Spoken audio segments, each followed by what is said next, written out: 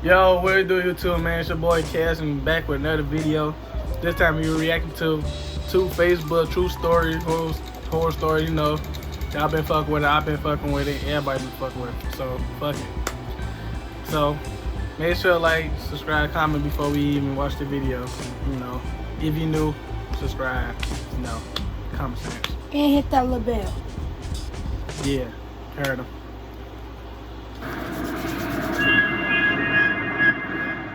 We all know the feeling of getting a message on Facebook. It's exhilarating. The suspense and the curiosity of what a total stranger had to say to you that he used up his time to text are amazing.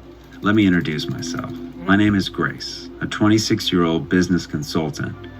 I was truly successful in my career, making great progress at the company I was employed. Everyone loved me, not just for my quick wit and charming personality, but also for my amazing body. I loved to work out, and I did so 6 days a week. I was also very careful with my diet and didn't leave anything to chance. You could say that I had it all together. One evening, as I was scrolling through Facebook, I began getting notification after notification. Guys saw that I was online, and they had all decided to message me.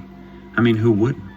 Anyway, I was filtering through the message, but most of the guys used cheesy pickup lines, and they also looked kind of creepy.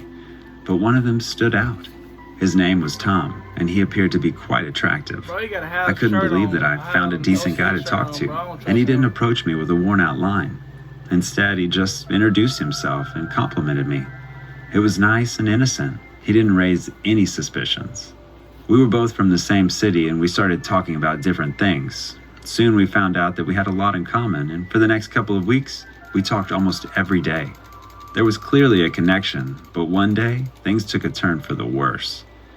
Tom saw that I liked the photos of other guys on Facebook and even commented on some of them. He got really mad and started bombarding me with all kinds of messages. He was acting like a jealous boyfriend, even though all we did was text and didn't even see each other one time. He started calling me names and saying that I was cheating on him with those guys. He asked who they were and what business did they have with me. Being a laid-back chick and really liking Tom, I found everything funny and cute. Even though we were not together, I took it as a joke and didn't think much about it. But as the days went on, Tom became more and more insistent. He started texting me while I was at work, calling me in the middle of the night to see if I was alone. Text after text, I became more frustrated. So, one night at around 4 a.m., Tom called me a bunch of times until I woke up. He began screaming and asking me why I didn't respond to his messages. I finally had enough of his behavior and told him to leave me alone. The next thing I did was block him so he couldn't have any means of contacting me. The next couple of days were quiet. I didn't get a ton of texts, and I began to forget all about that crazy guy who thought that the two of us were in a relationship, or better yet, a virtual relationship. But that didn't discourage me from talking to other guys on Facebook and like other photos. Not long after, I found another man named Alex who seemed really nice. We really hit it off, and we were liking and commenting on each other's photos frequently. Finally, we decided to meet up, so we set up a date, a time, and decided on the place. We were supposed to meet the next evening at around 8 p.m. at a local Italian restaurant. I was so excited, and Alex was too. When the time came, I got there 10 minutes late because that's how a lady is supposed to arrive. Anyway, I got there, but I didn't see Alex, so I thought that he might have hit some traffic. I texted him and got a table. I waited almost 20 minutes, and he didn't show up. I texted him again and again with no response from him. I then thought I got stood up and just went home. Later that evening, I got a message from Alex. Finally, he texted me back, I said to myself. But upon opening and reading that message, I found out that it wasn't him. It was his sister on his Facebook page. She told me that Alex was found dead in his apartment that evening. He was getting ready to go out on our date, but she said that someone broke into his place and stabbed him several times. The person was caught on camera, but you couldn't make out his face. I was devastated and couldn't believe what was going on. The days passed, and I got over this horrible situation. After a couple of months, I started talking to another guy. He was a lawyer, and we liked all the same things. We decided to go on a date, and he, Jason, said that he will come over to my house and pick me up around 7 p.m. We were planning to go to a classy restaurant in a good part of town, and I was so excited. The time came, and there I was in my living room, waiting for Jason to show up. I waited and I waited, but he never arrived. I got very angry and I tried to call him, but his phone was off. Why would he stand me up? Was it something I said? I asked myself. Anyway, it looked like it would be another night of me, alone, eating some pasta and watching TV. After I changed into my sweats, I turned on the TV and I stumbled upon some breaking news. A young man got into a car accident when another driver hit him front on. When the police got to the scene, the other driver was not in the car, and the officers are still looking for them. The young man that was driving on the right side of the road died instantly on impact. I froze. It was Jason, the guy I was supposed to go on a date that night with. Then I remembered right before our date, another guy was murdered in his own home. Did it have something to do with me? It was too much of a coincidence. That evening, as I was lying in bed thinking about everything that happened, I got a text from an unknown number. I reached for my phone and opened the text, and the next thing I knew was that it felt like I was about to faint. The text said, "See what you made me do? Now how about that date?" Attached to it were 2 pictures. It was that guy I had talked to a while ago who kept harassing me and got really jealous. That guy took 2 photos with the bodies of the 2 men he killed, smiling in each of them. I felt sick and I immediately called the police to turn him in. They quickly arrived and I gave them all the details I knew to that day. But they never found him, and I never dated anyone ever again. Did you know that 77% of small business owners don't reevaluate their insurance annually? It's time. I bet us have a day and then police be there. I'm a big fan of cars. I always wanted one ever since I was a little girl. While all my friends were into Barbies and dollhouses, I liked cars. My dad used to have an old BMW M Series that was really loud. I would love to sit in it in the driveway. Anyway, fast forward some years and there I was, 16 and with a driver's license. That old M Series was too powerful for me, so Dad bought me a Fiat 500. It was a small, girly car that I quickly fell in love with. Since I was passionate, I managed to make it my own. I customized the interior, amongst other things. And that car is still one that I have today. I'm now 21, but I wouldn't part ways with my car for $1 million. Being an old car, it breaks down, of course, so I had to find a mechanic. And after a quick Google search, I found one close to where I lived. I went with the car, and after finding the problem, he told me to come the next day when the part would be delivered. He asked for my phone number so that he could call me when it's ready. Later that evening, I got a text. It was from the mechanic. He told me that he would want to take me on a date tomorrow after he fixes my car. I told him that I have a boyfriend, even though I didn't. The next day, I went to the shop.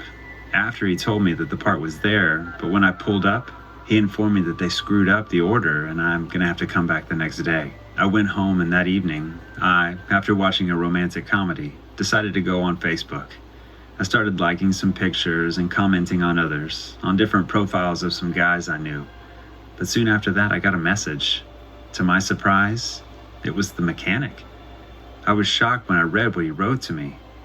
He called me names, saying that I'm a liar, amongst other things, and that I told him that I have a boyfriend even though I'm on Facebook, liking and commenting on photos of hot guys. He said that he will not fix my car and I deserve to get into a car crash. It was brutal, really brutal. So instead of replying, I decided to ignore him. The guy seemed to be crazy, and I didn't want anything to do with that. Seeing that I'm online on Facebook, he sent me another message. And in this one, he said, "I'm sorry," and said that he will come over with a bottle of wine. He told me that he never wanted to call me those names and that we should start over. Upon reading that, I told him that he doesn't know where I live, and if he doesn't stop, I will call the police. But he just replied with a laughing emoji. The next thing I did was to block him. I really had it with these weird guys that think that they have the right to say anything to me.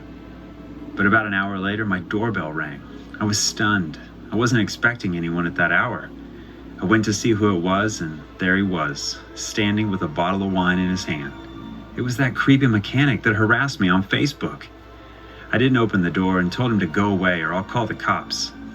I started shaking now, not knowing what's going to happen next. I mean, who does this? Who comes to someone's house uninvited and also with a bottle of wine?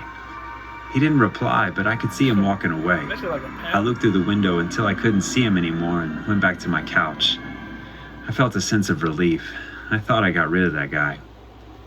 As I was scrolling through my phone, I got a message on Facebook. It was from another account that I didn't have any photos of or any activity. It said, "I hope you like red," followed by a smiling emoji. I couldn't connect the dots at first. What does this guy mean? I get tons of weird and sometimes nonsensical messages from guys on Facebook, so I just thought it was one of those times. But the next thing I heard really freaked me out. Remember, I was home alone. I heard something in the kitchen. It was the sound of a bottle being Oh, opened. look at her face. I slowly got up from my couch and took baby steps toward the kitchen while I was simultaneously holding my breath. Finally, I got there so I could see what was going on. And there he was, the creepy mechanic. He managed to climb through my window, and he was pouring wine into 2 glasses. I screamed and I told him to get out, but he didn't even bother to turn around. Luckily, my neighbor saw him walking towards my backyard and decided to see if I was okay. He rang the doorbell and I let him in, telling him about the man in the kitchen. He went over there to get him out, but the guy acted like that he lived there. He said he was my boyfriend, even though I said he was lying. We then decided to call the police. When he saw me calling, he said there's no need to do that. He told me he would leave if I accepted to go out with him. At that moment, my neighbor took a few steps toward him. The mechanic put his hand on a knife that was on my table. I screamed and I told him once again to get out. I saw him raising the knife, and then he took a few steps toward my neighbor. My heart was beating out of my chest. I could see it now. He would kill both of us in cold blood. A million scenarios were going through my mind. But something happened that surprised me. The mechanic smiled and said, "You bad, bad girl. You need to be taught a lesson. I see that you already have someone that's willing to help you out.